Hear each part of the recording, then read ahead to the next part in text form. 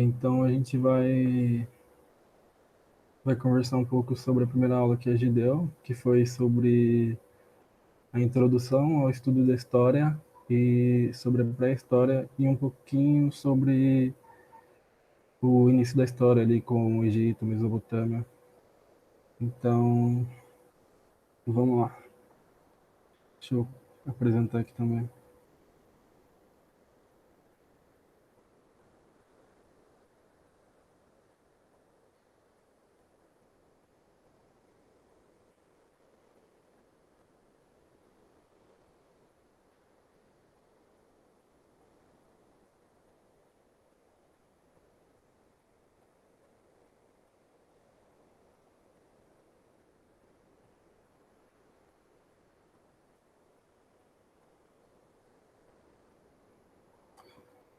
Dá para você ver? Dá sim. Beleza. Então vamos lá. Eu vou pedir para você, se tiver alguma dúvida, e for mandar no chat, falar aqui antes que você escreveu alguma coisa, porque eu não estou conseguindo ver nada por enquanto, tá? Tô tranquilo, vou falar aqui pelo microfone mesmo. Beleza. Então, peraí. Nessa aula a gente vai ver, nesse início de aula a gente vai ver um pouquinho sobre a introdução ao estudo da história. E eu queria começar a aula com uma pergunta. Não, não é nada muito difícil, acho que é uma pergunta muito pessoal que eu queria te fazer, que é o que você entende sobre história. E pode ser qualquer coisa que você tenha visto no ensino médio, ou, tipo, já estudando, qual que é a sua percepção que você tem sobre, sobre essa disciplina. Ah, como qualquer outra disciplina, ela é uma arte, mas que ela estuda a memória, né? Os fatos Sim, passados muito e importante. acontecimento, etc. Memória, história, remete à memória. Uhum. Ah, eu acho que a memória é um dos principais conceitos assim, que a gente tem na história, que a gente estuda quando a gente está começando a graduação. Então, você tocou aí num dos pontos principais aí, que é a memória. Oba. E, mandou bem. E a gente vai começar falando que sempre houveram pessoas que estudaram a história. Assim, como na antiguidade teve um cara que chamava Heródoto, que ele é considerado o pai da história, porque ele foi uma das primeiras pessoas a entender a história como uma, não, não como uma ciência, mas como uma coisa que ele ia lá e deixava registrado, ele fazia anotações, ele tinha um método, por mais que não tenha todo esse caráter científico que a gente vai ter depois, ainda assim é uma coisa muito importante que ele fez naquela época. E sobre o surgimento da disciplina de história como ciência, vai estar mais ligado ao processo do iluminismo que e a formação, porque no iluminismo, como não sei se já chegou a estudar isso daí na escola, mas tem a questão de que tudo eram ideias novas, tudo que foi criado na a percepção de mundo que tinha na Idade Média era totalmente ligado à igreja. Então, tipo, a ciência era totalmente deixada de lado. E nesse momento do iluminismo era muito importante formar essas disciplinas justamente para contrapor essas ideias da religião. Então, houve o surgimento da história como disciplina no século XVIII, junto com esse processo do iluminismo. E nisso, a gente tem a criação da história numa percepção muito positivista. E o que seria esse positivismo? Ele é uma filosofia criada por um filósofo francês que chama Auguste Comte. E esse filósofo ele acredita muito na percepção da história numa coisa muito linear, ou seja, tipo, muito uma coisa de causa e consequência. E acho que é mais ou menos o que a gente costuma ver no ensino médio, que é aquela coisa tipo A história começa aqui e termina ali, meio que nesse sentido. E muito ligado à questão da marcha para o progresso, ou seja, as sociedades elas nascem, elas caminham para a industrialização e assim atingem seu ápice do capitalismo. Então tem toda essa ideia de ser uma história linear, de seguir meio que um roteiro, assim, entre aspas. E, e essa história, ela é utilizada nesse momento como um instrumento de dominação. Mas em que sentido seria esse instrumento de dominação? Seria no sentido de que naquele momento também surgia o neocolonialismo. O neocolonialismo, ele surge ali no final do século XIX, começo do século XX, e também é conhecido como imperialismo. E nesse momento, as nações elas buscam dominar as outras, como por exemplo, eles invadem a África após a Conferência de Berlim, tem toda a questão que eles também estão de olho na Índia. Então tem toda essa questão. E em que sentido a história é utilizada como instrumento de dominação? Na aula da Gi, ela comentou um pouco sobre, e eu também vou comentar aqui, claro, mas ela comentou um pouco sobre a questão de como a escrita foi utilizada como uma forma de falar a partir daqui a história. Então, os povos que vieram anterior a isso não tinham história. E, e nesse sentido, naquela época das dominações do neocolonialismo, quem eram os povos que não tinham escrita? Eram os povos da África, os povos da Índia.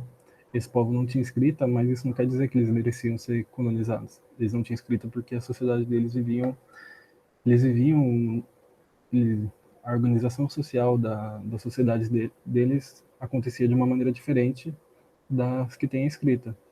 Mas mesmo assim eles não deixam de ser pior ou melhor do que qualquer um. Então é nesse sentido.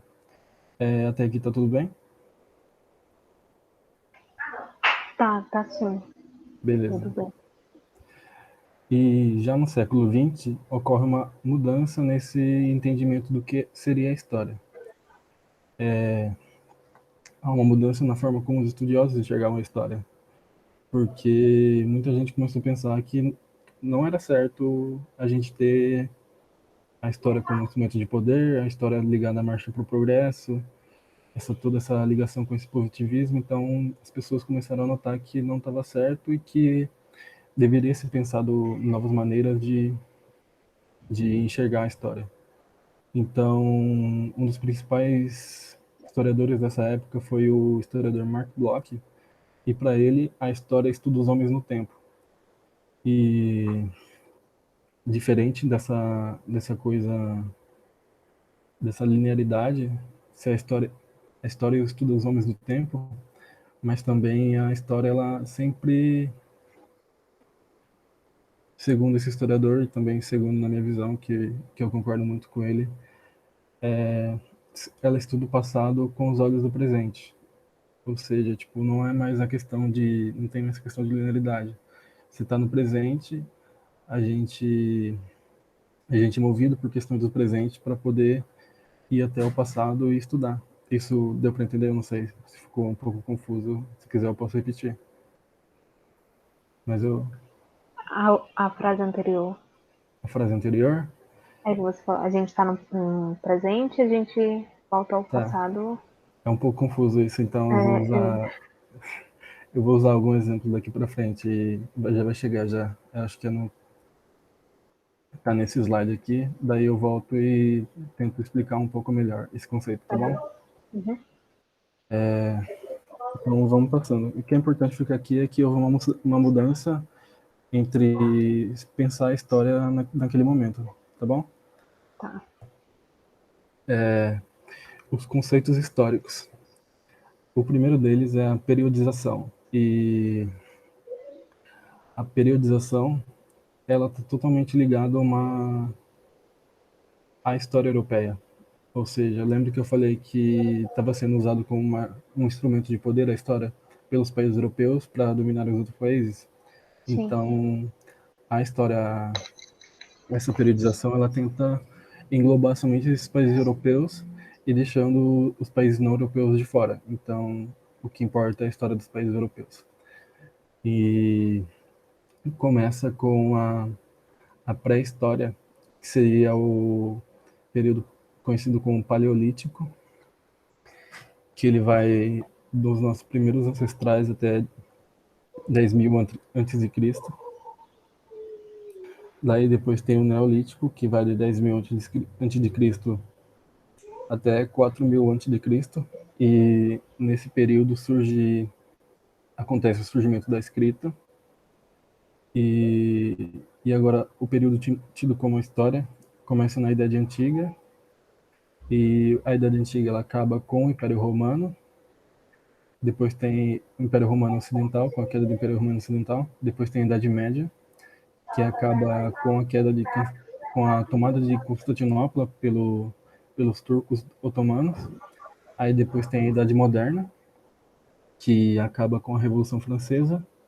A Idade Contemporânea, que vem até os dias atuais. E como eu comentei no slide anterior, lembra que na percepção de história as pessoas sempre tinham essa noção de uma linearidade. Então Uhum. a gente pode perceber muito bem essa linearidade aqui, porque o que acontece é que parece um roteiro de filme. Eu não sei como que você teve isso na escola, mas para mim sempre parecia uma coisa que tinha começo, meio e fim, sabe? E, É verdade. e mais ou menos a, a problematização está em cima disso, porque a história não tem fim, a história está acontecendo até hoje, a história está sendo movimentada até hoje. Fatos do passado têm novas interpretações, tipo, estão sendo estudos feitos a todo momento. Então não tem como você falar que a história tem um começo, um meio e fim. Isso daí não existe. Essa periodização, ela é muito usada nos livros didáticos porque realmente facilita a gente saber mais ou menos onde estão as coisas. Mas sempre ter um pouco em mente essas problematizações que também acompanham esse conceito, tá bom? Tá bem. Outro conceito muito importante é o conceito de mudanças e permanências. Sempre entre uma idade e a outra haverá mudanças e permanências. Esse é um período conhecido como o período de transição, perdão. Eu acho que na aula a gente mostrou um slide que demonstrava muito bem isso, que, eu não sei o nome disso, que é um gráfico da biologia, mas que meio que são duas bolinhas que elas meio que se cruzam e tem esse espaço no meio entre elas. Não sei se deu para entender no gesto que fica a mão, mas é mais ou menos isso. Sempre entre uma idade e outra vai ter um espaço entre as duas que vão ser esse período tido como de transição, e sempre vai haver mudanças e permanências. Tipo, com o fim da Idade Média, por exemplo, O Paleolítico, o período de transição, foi o Mesolítico para o Neolítico, né? Tipo isso. tipo isso.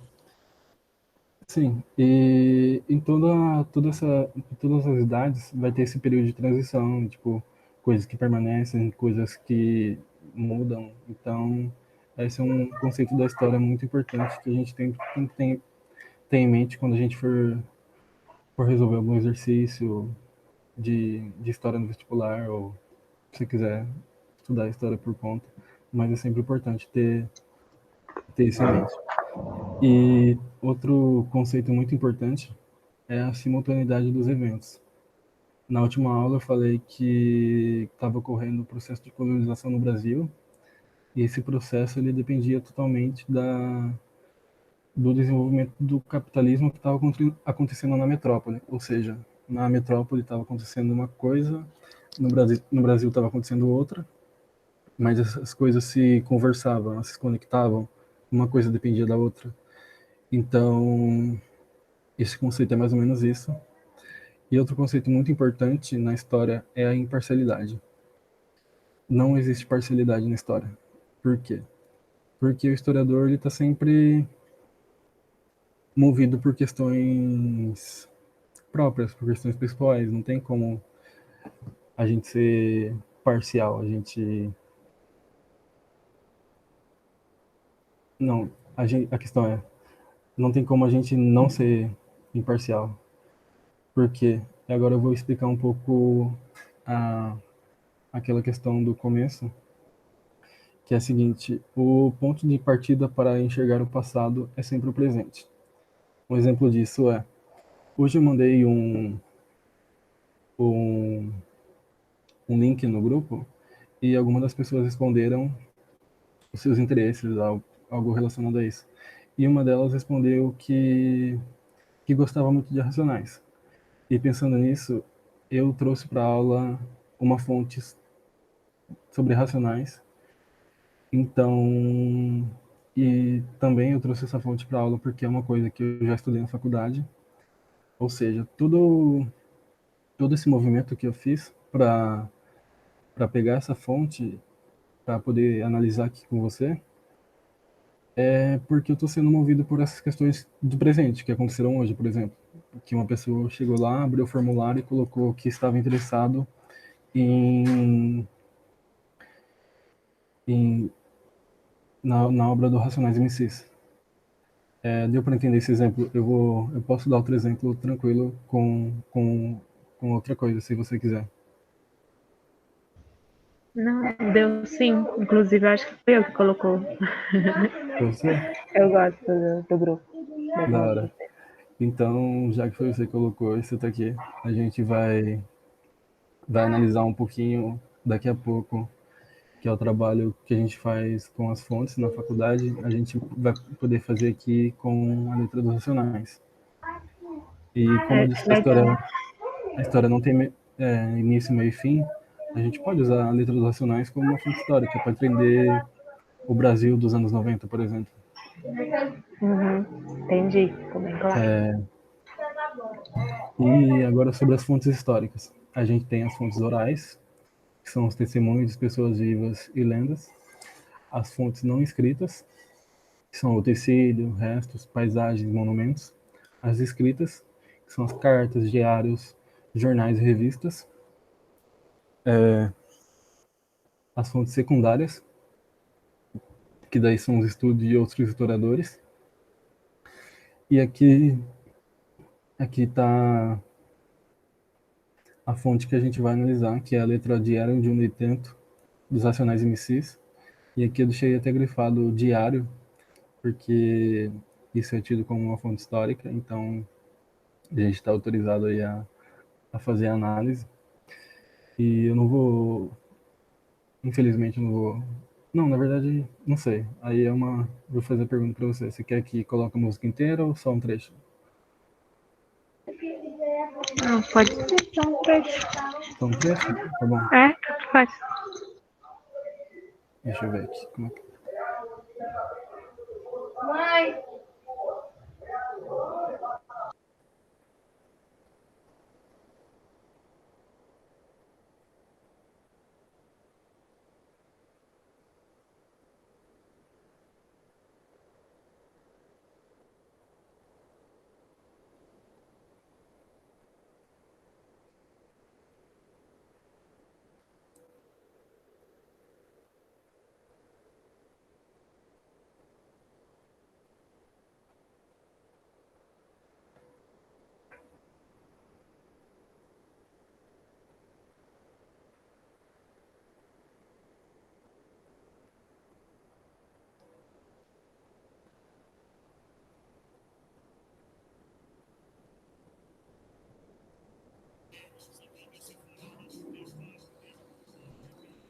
Dá para ouvir? Tá bem baixinho. E a Bruna.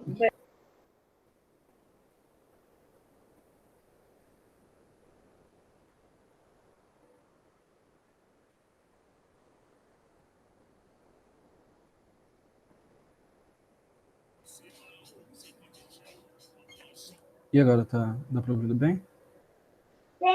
Não, melhorou.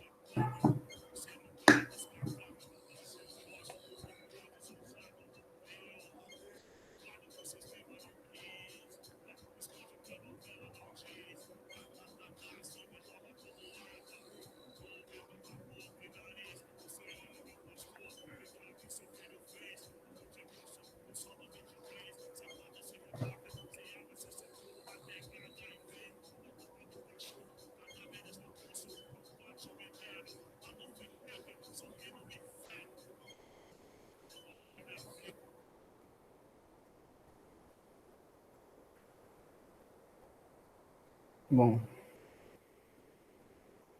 por aqui. Você quer falar sobre suas primeiras impressões que você teve com esse trecho?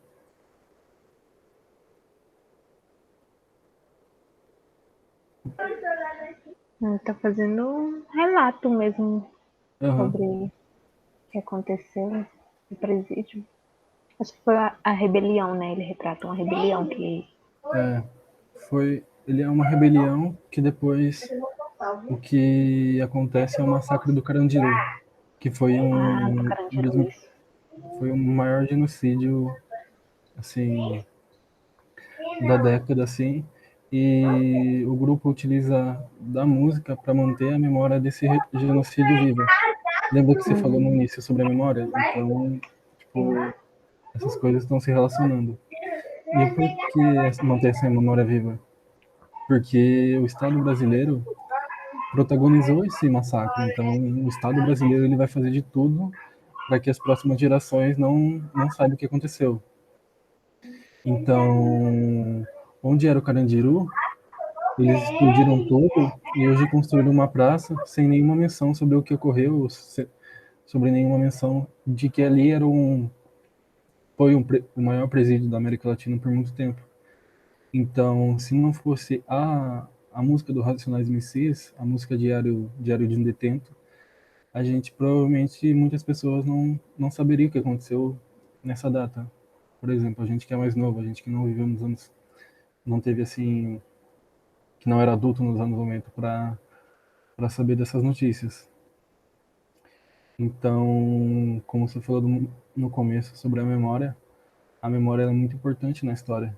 Ou seja, nesse caso, quando a gente vai analisar essa obra dos Racionais MCs, a memória aparece como um dos principais conceitos, assim, conceitos históricos que a gente utiliza para analisar essa fonte. Até aqui tudo bem? Tudo bem. Deixa eu voltar a apresentar o slide aqui.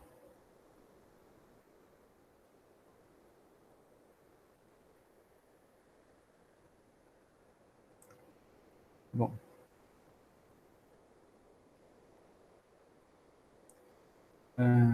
continuando, agora a gente vai entrar um pouco na, na pré-história e primeiramente eu queria apresentar essa imagem aqui do lado, que é a imagem de uma mulher chamada Lu, Luzia, que estava no Museu Nacional até 2018, mas como o museu pegou fogo, a gente acabou perdendo esse artefato histórico. E é muito importante porque traz para o Brasil um protagonismo muito importante na questão da, da idade da pré-história. Porque lembra quando eu falei que tipo, tem todo um roteirozinho esquematizado? E quando o Brasil descobre isso confundiu muito o conceito dessa coisa muito linear, porque isso daí não estava no roteiro no início. Então alguém foi lá e descobriu e acabou confundindo tudo. E agora sobre o período paleolítico, ele também é conhecido como o período da Pedra Lascada. Por que a Pedra Lascada? As pessoas tinham que caçar de alguma forma, então Elas viam uma pedrinha no chão, elas ficavam batendo uma na outra até formar uma espécie de uma pedra pontiaguda que elas pudessem caçar naquele período. E eles eram nômades porque eles tinham que caçar muito, então, tipo, ficar num lugar só não dava certo. E nesse período eles eram organizados mais ou menos em com esses três nomes aqui, que eram gens, clãs e tribos. O, o grande acontecimento que vai fazer com que ocorra o período neolítico vai ser a agricultura. E o surgimento dessa agricultura vai proporcionar para as pessoas daquela época o sedentarismo. E esses dois acontecimentos é tido como a Revolução Neolítica. Então, foram um processo muito importante para aquela época. E isso gerou um certo processo de urbanização, porque as pessoas foram, tipo, fazendo, plantando coisas, então isso possibilitou que elas ficassem no lugar. Então, cada vez mais pessoas foram ficando nesse lugar. Então, gerou um processo meio que de urbanização, assim, entre aspas. E agora, passando para a história, assim, propriamente dita, ela começa com o surgimento da escrita. A principal escrita daquela época era a escrita cuneiforme, que é um marco de passagem para a história. E como as pessoas elas estavam se organizando assim cada vez mais em determinados locais, ao invés de ficar viajando de um lugar para o outro, foram acontecendo revoltas assim por da população, porque não tinham um poder assim que controlasse, tipo, controlasse as pessoas, controlasse entre aspas assim as pessoas. Não tinha um estado. Então, nessa época, a, uma das coisas que foram feitas foi a organização de um estado forte. E as principais características dessas cidades que estavam surgindo com esses estados fortes eram as cidades próximas aos rios. E aqui a gente tem algum deles que são o Rio Nilo, o Rio Eufrates, o Rio Tigres e o Rio Jordão. O Rio Nilo ele fica no Egito e o Rio Tigre, Eufrates e Jordão fica na Mesopotâmia. E como era uma região muito com muitos rios, a agricultura nessa região foi muito forte, foi muito essencial para que as populações se desenvolvessem. Então, basicamente é isso. Esse começo da história. E você tem alguma pergunta até aqui ou tá tudo bem? Não, tá tranquilo. Essa região dos rios que é a região da Crescente Fértil, né? Isso mesmo. E eu vou dar algumas características sobre o Egito, a Mesopotâmia, mas passar um pouco por cima, porque a professora ela aprofundou bastante nesse assunto com vocês no dia da aula, então eu vou falar mais um pouco por cima. É, o,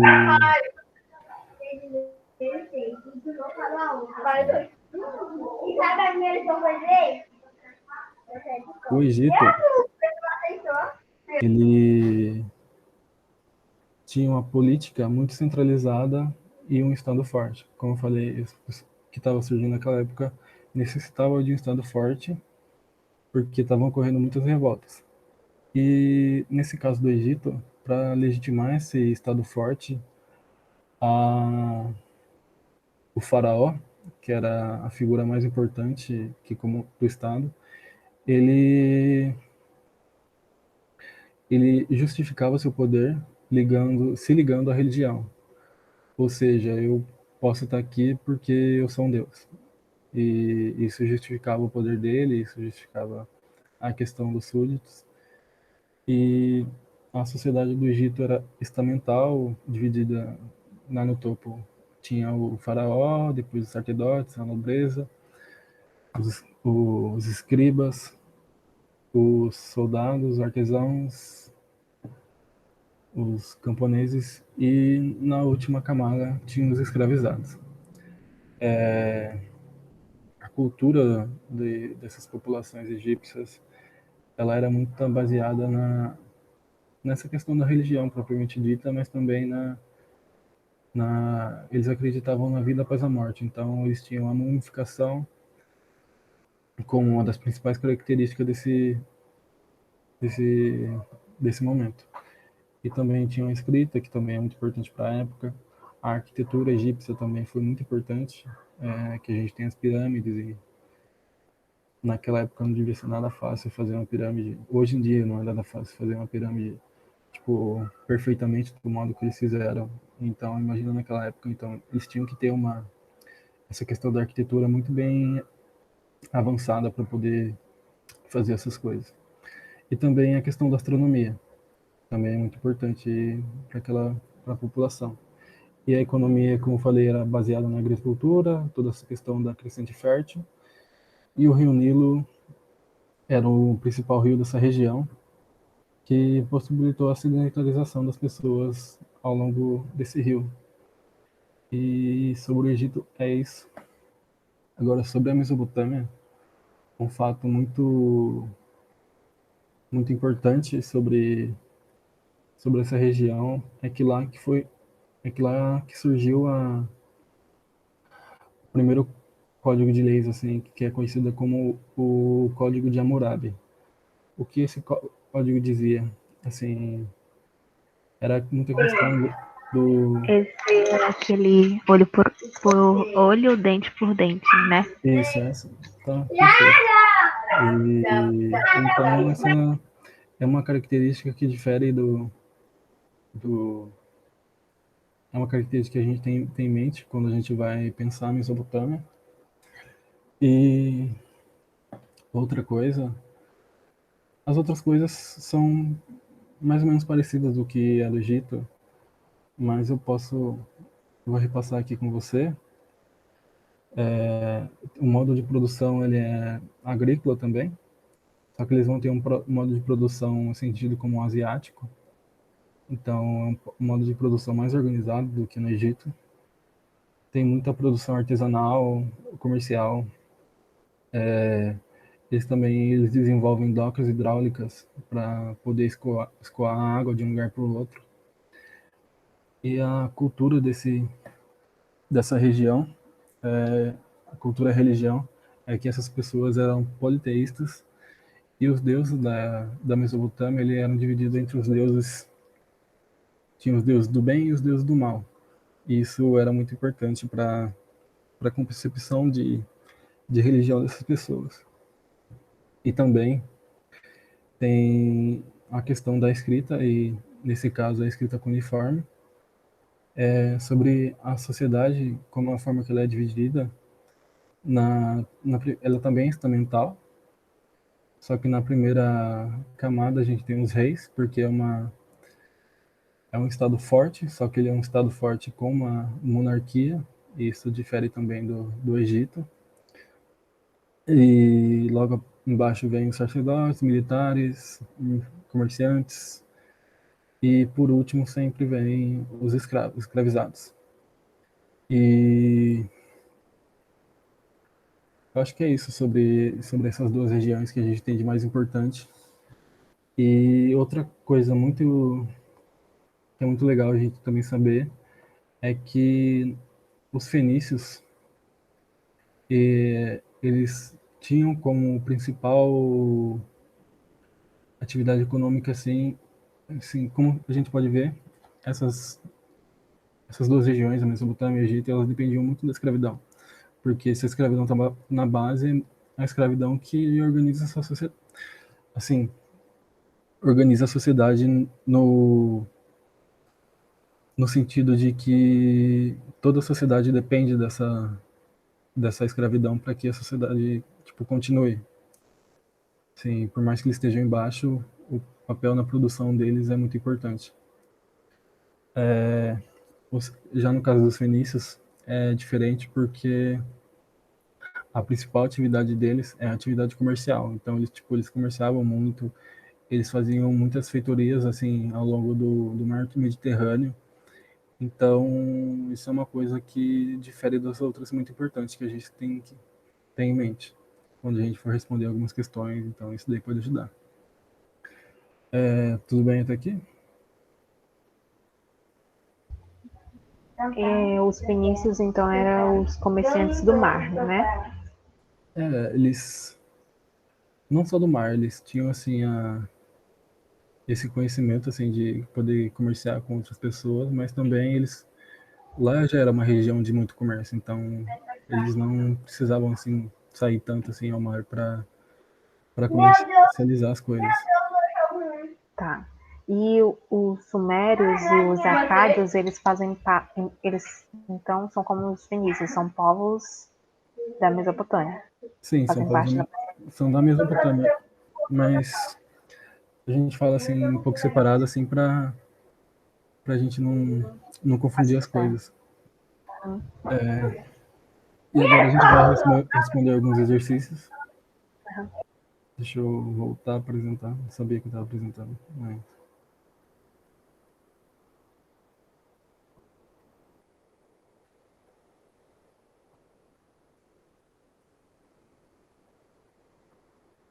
Dá para ver aqui os exercícios? Sim, sim, dá sim. Então vamos começar.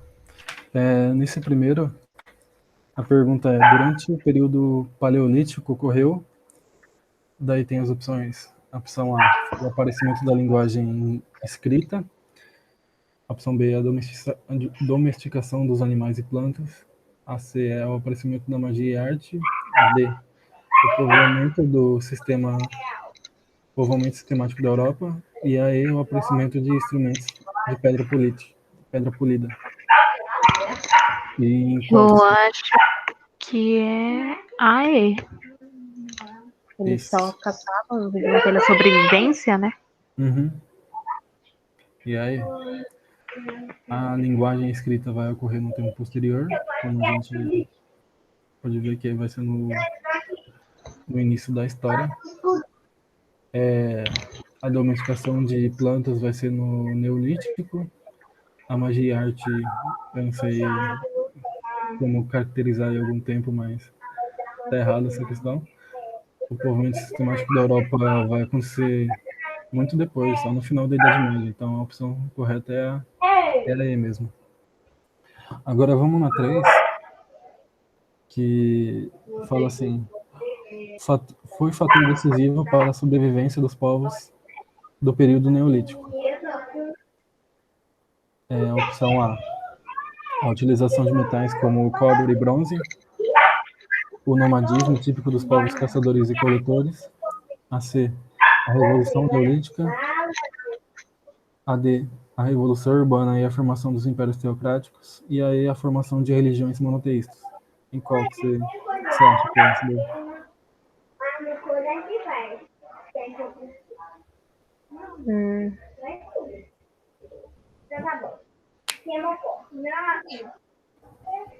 Acho que é a B, nomadismo típico dos povos caçadores e coletores. Bom, a B, esse nomadismo, Não, ele vai...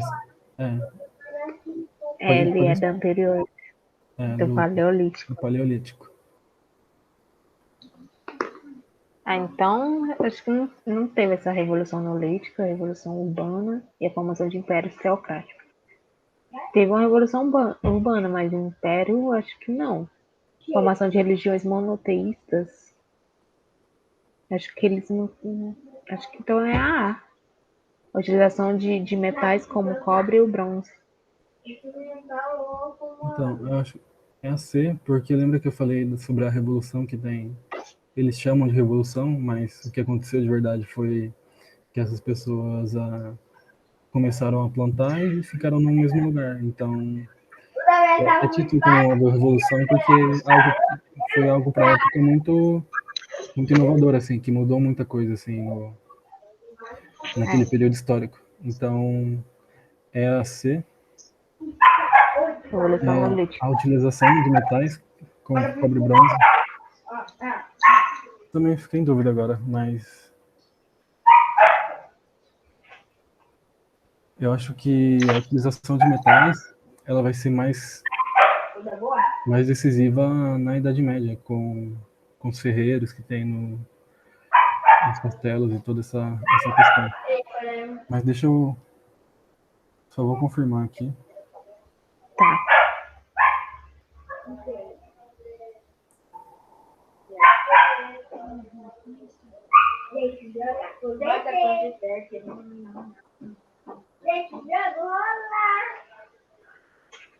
Ele tá com os latinhos.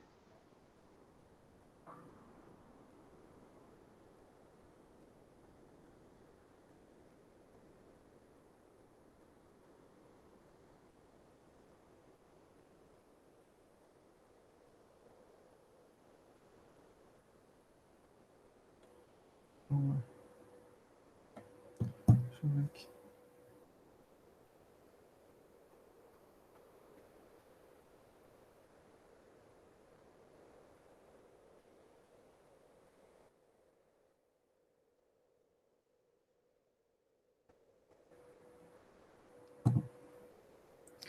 A 3 no gabarito tá dando a C mesmo.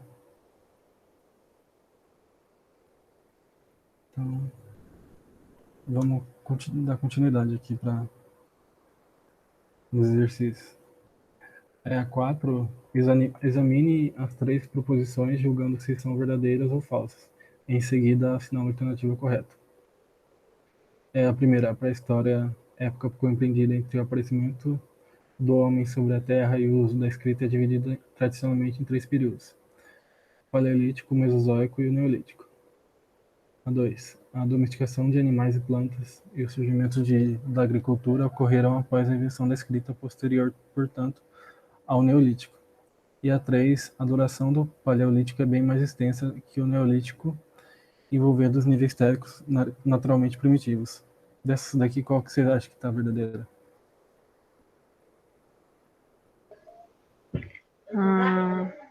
Dois eu tenho certeza.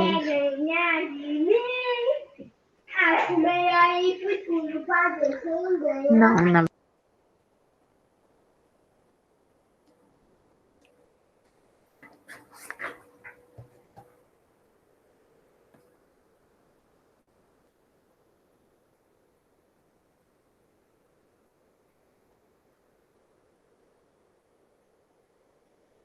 Qual que você acha?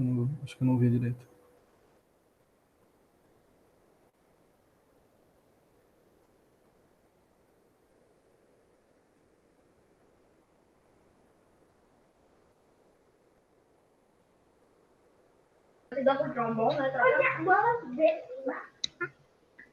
Você ouviu, professor? Tá ouvindo? ouviu? Tô. Qual que você acha que Foi é? a D. D? Aham. É isso mesmo. É meu parceiro. Só a terceira, né? É. Porque... É isso mesmo. Vou passando um pouco mais rápido para economizar um pouco de tempo. Tá. Se quiser que eu explique alguma questão, pode falar que Não, eu mas não, tá tranquilo, é só foi bem facinho. Tá. A 5. Sobre a coincidibilidade dos metais na transição entre a pré-história e a história. É possível afirmar que foi marcada pela utilização de cobre e de bronze na produção de armas, instrumentos agrícolas e utensílios domésticos. Então, é A. Então, naquela questão lá, tem duas... Sim, não sei se tem duas corretas, mas no gabarito, ele tá dando que é a 3C. Mas também pode ser A, porque como a gente viu ali embaixo, também teve a utilização de cobre e bronze. Eu fiquei confuso porque, enfim, eu vi no gabarito e acabei confundindo as coisas, mas as duas questões estão certas. Deixa eu ver aqui.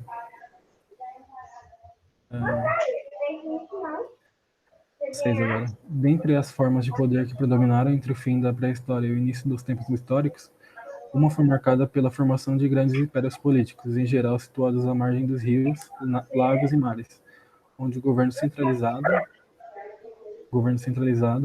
aglutinava a população na construção de grandes obras públicas e de prestígio, como canais, diques, palácios, templos, santuários, etc.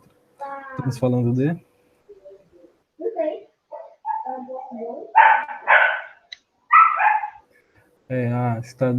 cidades e estados liberais, B, impérios teocráticos de regadio, C, repúblicas oligárquicas, democracias hereditárias, regimes eletivos escravocratas. Qual que você acha que é?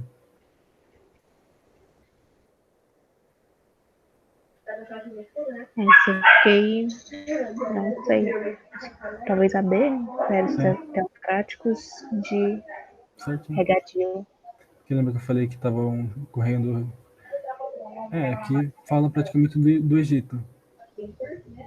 Porque, como aqui na questão ele fala sobre o governo centralizado, a única coisa que os cidades e estados liberais não é centralizado no Estado. Então, tá errado. Repúblicas oligárquicas também não, democracias hereditárias também não, regimes eletivos escravocratas. Então, também não. Então, a resposta certa é a B mesmo. Deixa eu.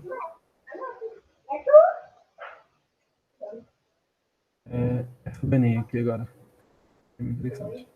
Tem essa imagem aqui, daí fala a pintura rupestre mostrada na figura anterior, que é um patrimônio cultural brasileiro, expressa. Daí tem a questão A. O conflito entre povos indígenas e europeus durante o processo de colonização no Brasil. A opção B. A organização social e política de um povo indígena e a hierarquia entre seus membros. A opção C. Aspectos de vida cotidiana de grupos que viviam durante a chamada pré-história do Brasil. A opção D. Os rituais que envolvem o sacrifício de grandes nações. E a constante guerra entre diferentes grupos paleo-índios da América durante o período colonial. Dentre essas aqui, qual que você acha que é a correta? É a letra C, né? C? Isso aí, acertou. Vida cotidiana, pré-histórica. Certinho. Agora, essa 2 da UFPL, tem essa linhazinha, mas vamos direto para o que a pergunta está dizendo. Analisando a linha do tempo no período que vai do surgimento do homem até o desenvolvimento da agricultura, encontra-se a fase.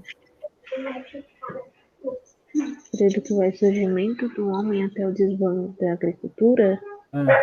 É o primeiro período, que é conhecido como. É a paleolítica ali, né? Isso.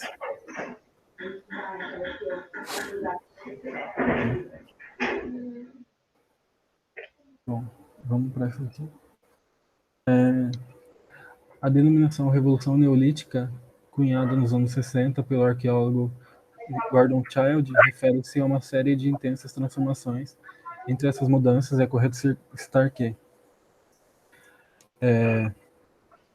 a criação do poder político centralizado associado ao domínio do poder religioso, o desenvolvimento de conglomerados urbanos baseados no trabalho escravo, a instituição privada das terras, como o cultivo de cereais e a criação de animais, o surgimento da divisão natural do trabalho, com a atribuição do papel produtivo relevante à mulher, a transição econômica de subsistência para uma economia industrial. Bom, dentre essas aqui, qual que você acha que está correta?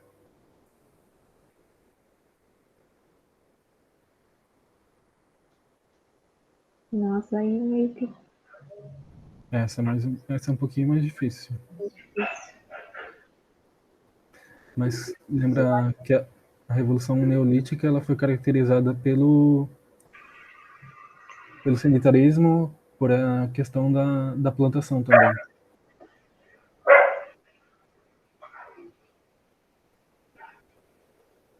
Então é a C. Instituição privada de terras com o cultivo de cereais e a criação de animais. Não, a C está errada porque essa coisa de instituição privada, ela vai surgir mais para frente, ali no século XVIII, mais ou menos. Eu lembrei, vai ser a D.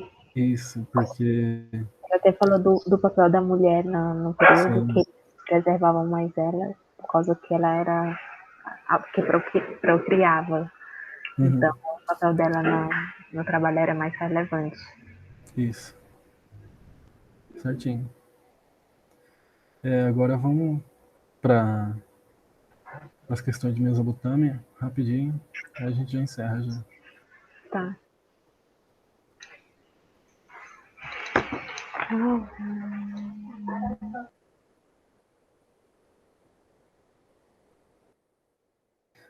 Vamos para 4 já.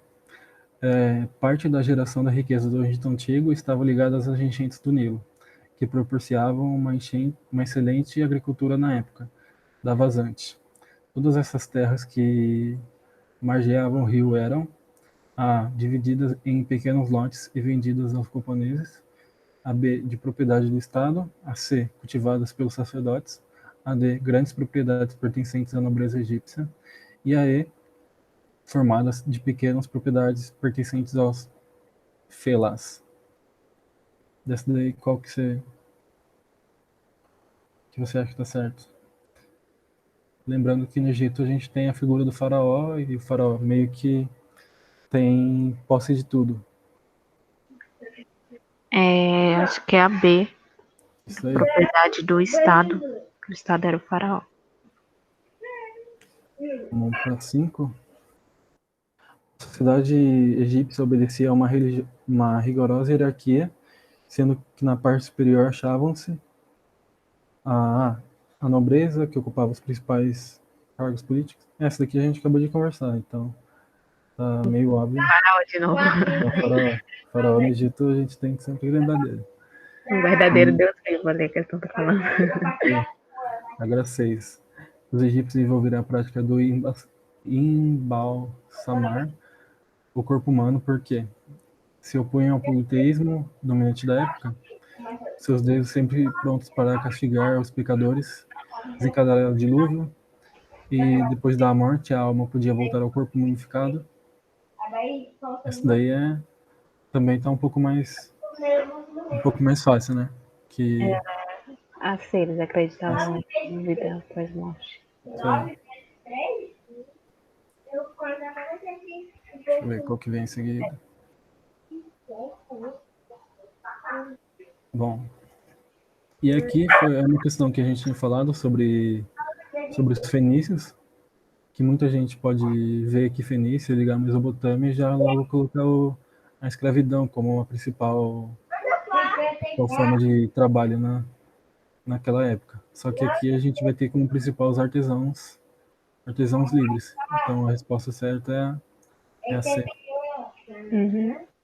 Entendi. E agora, para finalizar, juro que tá acabando já. Tem esse textinho e essa é a última pergunta. Então, e meio que a gente já conversou sobre ela aqui também. Então vou logo para a questão, que é como se organizava a vida pessoal e política na Mesopotâmia. Lembra quando eu falei que a Mesopotâmia ela não tinha um faraó, ela tinha uma monarquia? Então era uma monarquia centralizada e com uma sociedade estamental. Essas eram duas principais características da Mesopotâmia. E a B, um dos grandes legados da Mesopotâmia foi a criação do Código de Hammurabi. Quais os principais aspectos desse código? Que foi o que você respondeu no início da nossa que a gente começou a conversar sobre as questões. Uma das primeiras leis, que era o tempo, a frase dele era olho por olho, dente por dente. Bom, e eram essas questões que eu tinha pensado para hoje. Se você ainda tiver alguma dúvida e quiser falar, tá? Não, tá tranquilo. A Mesopotâmia então era monarquia E uma sociedade estamental. sociedade estamental. Tá, certinho. Hora de apresentar aqui. Bom, e em geral, você tem mais alguma dúvida ou tá tudo bem? Não, tudo bem, tudo claro. Beleza, então é isso. Espero que você tenha gostado da aula. Gostei bastante. É isso. Obrigada. Imagina. Obrigado por ter vindo também, senão eu teria ficado aqui sozinho conversando com o computador. E obrigado pela participação também, foi muito importante. Obrigada. E é isso. Boa sorte aí nos estudos. Amém. Obrigada. Até a próxima. Até. Boa noite. Boa noite.